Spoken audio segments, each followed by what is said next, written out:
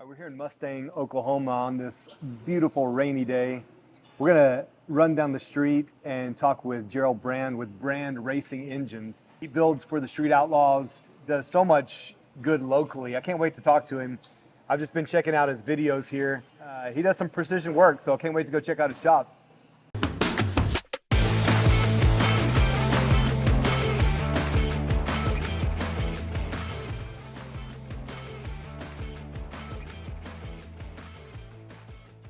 All right, we're here at Brand Racing Engines here on this beautiful rainy day. So let's go find out what he's got going. Hey, Mr. Brand. how you doing? Excellent, good to see you. Yeah, good to see you this morning. Well, I wanted to see what you had going. You've done a lot of work for a lot of people, and I'm just Yeah. looking here at the pictures you have. Walk me through this. Who have you? Okay, Damon Merchant. He was on Street Outlaws. He Right. ran, the 405 deal, and I believe in 2023, when he went and ran the whole season of MPK, he won more rounds than anyone in MPK. That Really? year. Was he running your engine? Yep. A good friend of mine, Andy Gordon. That's his street stock deal. Yeah. Uh, Man, it just goes on and on. Got some dirt racers up there. Yep. The top one is a couple of sprint cars that I were doing, the 305. Or no, those are actually two-barrel sprint cars from the fairgrounds. The 17 car was Bishop Racing that used to build race cars and sell race car parts and stuff. Come on back and I'll kind of show you what I got going on some motor projects. Don't know where really to start. You've got a few going. Yeah. My engine dyno's been broke down. I finally got it back up and running, so Okay. I kind of got backed up on some dyno stuff. I got a small block Chevrolet here for a dirt car, dirt modified that I'm doing. What's unique about this kind of engine for the dirt track? There's a little bit of things that are different with this. The dirt modified deal, they race on a limited tire that's hard, and you have to kind of watch the way the motor makes the power so it doesn't try to spin the tires real bad. It's Okay. not like a sprint car where you have a big tire. It's on an 8-inch tire, so you have to kind of manipulate the power with the camshaft and try not to make a ton of power with them, but you still need some power. So there's several things we do. It's got this spacer here on the intake manifold. I see that. We can manipulate, if the track goes really dry slick, he'll pull this spacer out, drop the carburetor down, and it kills some of the power. Okay. Keeps them from spinning out. Yeah, Okay. it makes it simpler for the driver so he's not having to try to Right. control it so much. Okay. How old were you when you got out on your own? Probably 23, 24 years Wow. old. Wow. It was a struggle. I mean, just Startups a lot of are. hours. I was working 17, 18 hours a day. At 23 years old, Yeah, building engines. Yep. Wow. yeah. I mean, and when I went out on my own, my wife was, we were married, and it got to the point, we talked about it, and she says, if you want to try to do it, now's the time to do it. She had a job, she was making decent money, and she was making just enough money to pay the bills. Right. So it's kind of one of these deals. If you want anything extra, you better sell some engines. Yeah. I mean, so it turned into a good deal. We did that for a couple of years, and I didn't take a paycheck at all for a couple of years and bought equipment and Right. did everything I could, and then finally it got to the point where I could start making some money, and she ended up quitting her job at that point, stay home with the kids. Lost my wife in 2020, and last year we did a car show at my church, and we had an enormous turnout, which everybody came to support it. I knew a whole bunch of my customers all came, and we had roughly 170, 180 cars show up first time. Wow. And I built all the trophies for it and stuff. So this year I decided I was going to build a motor that we're going to raffle off. So this motor here is built. We're raffling it off. I've engraved all on the front of it. Right. Because I'd lost a grandson too. So, Wow. Lori and Jonathan. Yep. So it's complete. It's going to have carburetor, I'm going to dyno it. We'll have it at the show, and we're raffling it off at the show. That's and, special. Yeah, and all the money's going to the children's ministry. They're building on it to church, so all the profits and proceeds go to that. Okay. Wow. And what's surprising about this, I started this project. I was all fine with paying for everything, doing it all and everything. Sure. And my customers started stepping up. I had people from around the country calling, wanting to donate stuff. Had a guy donate cam lifters, push rods. A customer donated the cylinder heads and intake manifold. They donated a crankshaft. Customer donated all the valves, all the valve train stuff. So everything in this motor is new except for the block. Wow. Wow. And most everything, it was donated on it. And I love the fact that it came from so many different people. Yeah. This is a collective, Yeah. It's the contributions from so many other people that no doubt love you, love your work and your wife, and want to be a part of this this giveaway. I mean, this is a massive thing. How much would this typically sell for? Like if you were to sell this? If customer come in and wanted to buy it, it's probably $16,000-$17,000. Right. Wow. Wow. Had a customer, not a customer, but a friend of mine from YouTube. He knows some people that do carburetors. They donated a billet carburetor. It's probably an $1,800 carburetor Really? that goes with it. So when somebody gets this motor, all they're going to have to do is hook up fuel and power to it, and it'll start and run. Wow. Who donated the carburetor? We'll give them a shout out. APD carburetors. APD. Yep. We see you, APD, donating the carburetors. That's awesome. Now, Yeah, you need to come to the show. check out the show. When is it again? April 5th Okay. at Covenant Community Church in Yukon. Okay. On Yukon Parkway. That'll be a big deal. Any special appearances? Last year we had Murder Nova, Sean Okay. Ellington show up, Dave Comstock, Daddy Dave, Damon Merchant, and Phantom, which works for Danny Parker, which works for Sean. They showed up. Farm Truck and Asian brought the bus. Supposedly, if everything goes smooth, all those guys are going to show up again. Man, wow. On it. I'm expecting 250, 300 cars. That's beautiful. Man, well, we'll put it on the calendar for sure. What are you doing here? These are a set of, these are actually from Dave Comstock, Daddy Dave, off his Audi. It's a set of billet. This is machined out of a solid billet block of aluminum. This is on the later model cars where they have electronic fuel injection. Yeah. The injectors. This is actually to flow test and check the injectors. Okay. On the later model cars. Okay. And Starting about when? about the time they went away from carburetors, probably in the 80s. Okay. The fuel injection stuff started coming around. Right. And with this, I can test them and give them a number, a true number, and then they can adjust their tune-up so they don't burn the motor. Okay. So you prefer carburetors. If you had your choice, you'd do it. Okay. Yeah. Now on this, I mean, how does this work? Does this hook up to the motor? No. You got the injectors. Okay. Gotcha. Okay. That's an injector out of a car there. It fits down in here. This rail goes on top of it. I plug into it, and I've got a whole set of things I can check. I can check the little coil that's in it. Wow. The pulses, I can ramp it up and down in the pulse rates as it pulses. And then here it shows the milliliters of fuel that it flows in a certain amount of time. Okay. Does this accommodate all different kinds of fuel?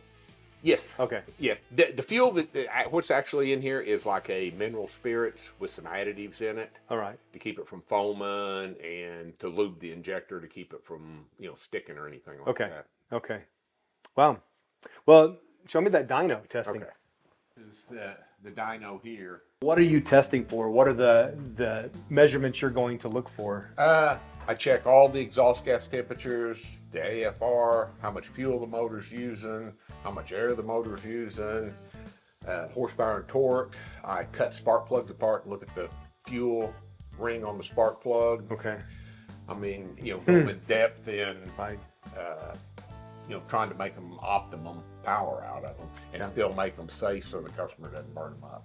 Yeah, and I see this as kind of in a protected room here. I mean, Yeah, things can go wrong, I assume. Yeah, I've only had really, I would say, one instance of something going on in here. I had a customer, kind of a friend, had done a bunch of motor work for it. He'd put his motor together and he brought it out, and we were going to dyno it. We were dynoing, and it's electronic fuel, well, it's a manual fuel injection. Well, he was changing some stuff on it, and he left the line just slightly loose. About halfway through the pull, I could notice the room started getting real kind of foggy looking, and it was this mist of fuel. Ooh. And the room actually, at one point, it ignited, and it was just like a ball of fire in here. And we sprayed fire extinguisher stuff all over it. And, it was a 3 or 4 day cleanup deal, but it didn't hurt the building, didn't hurt anything really. We got it before it. Right. It just shows you how sensitive this is. I mean, in testing, I would imagine. That's a lot of power that you're having to come in here and unleash inside indoors. Yeah. I've the one motor I just did, it was it made 466 horse, which is not a lot of stuff. I've done as much as 1,700. Wow. What was that for? It was for a guy named they called it the banknote. It was on Street Outlaws. A guy named Jeremy. Yeah. He had a blue '69 Nova, I believe. Okay. It was a big block Chevrolet Pro Charge deal. Right. Yeah. He was on the season for 2 or 3 years. Now, you've built for a few of the Street Outlaws, haven't you? Yeah. Jackie and Chief. The Did you build the Crow? At one time, I had done some stuff on the Crow motor, off and on.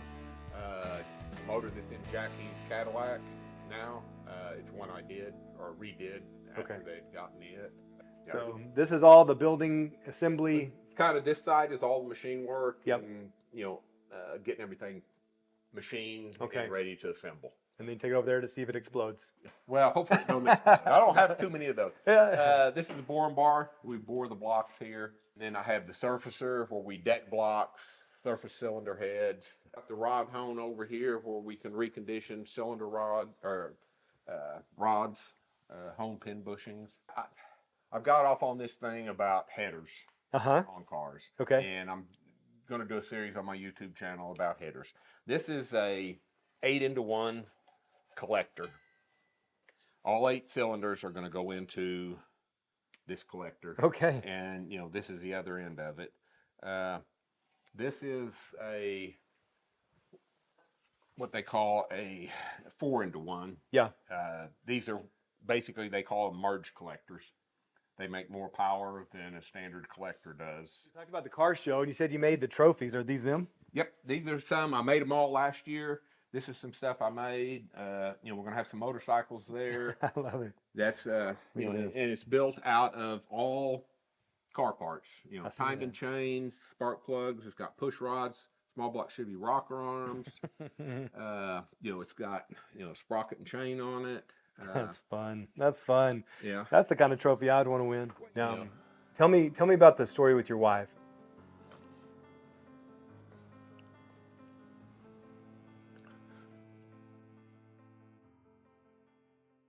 Good morning, everyone. Welcome to Charlotte Motor Speedway.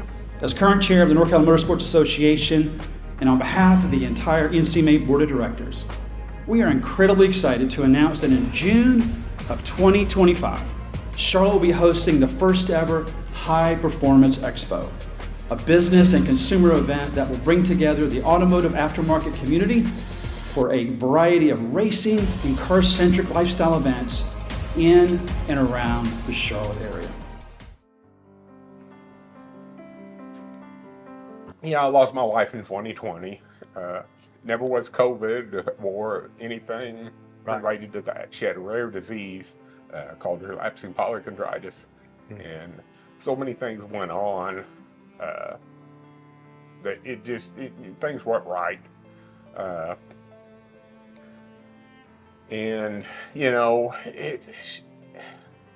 After a period of time, you kind of look back on things, and that's kind of when I got started in the legislation type stuff. Right. And after I'd tried all the avenues of trying to get some answers, because she spent a bunch of time in the hospital by herself, and we didn't know what went on. They wouldn't wouldn't or couldn't tell us. Had a lot of families that went through that, obviously, Yes. during the height of COVID. I mean, one of Yes. the tragic stories about that whole thing are Yeah. the people who had to really suffer alone in the hospital room. Yep. And, you know, I spent a lot of time talking to the hospitals trying to get answers, and they finally just cut off all communication. Wouldn't even answer emails, no phone calls, nothing. And that's when I got started in the legislation and, you know, tried to get a patient's Bill of Rights passed. Gerald Brand from Oklahoma City is working with state lawmakers on a bill named after his wife. It's called the Lori Brand Patient's Bill of Rights. The bill filed at the State House aims to establish a legal standard for all patients' rights that hospitals must follow. He says it started when his wife was hospitalized right before the COVID-19 shutdown in 2020. You know, people don't realize that, as far as I know, there's not another state that has a patient's Bill of Rights. There's a federal patient's Bill of Rights, but it doesn't do you any good in the state, really.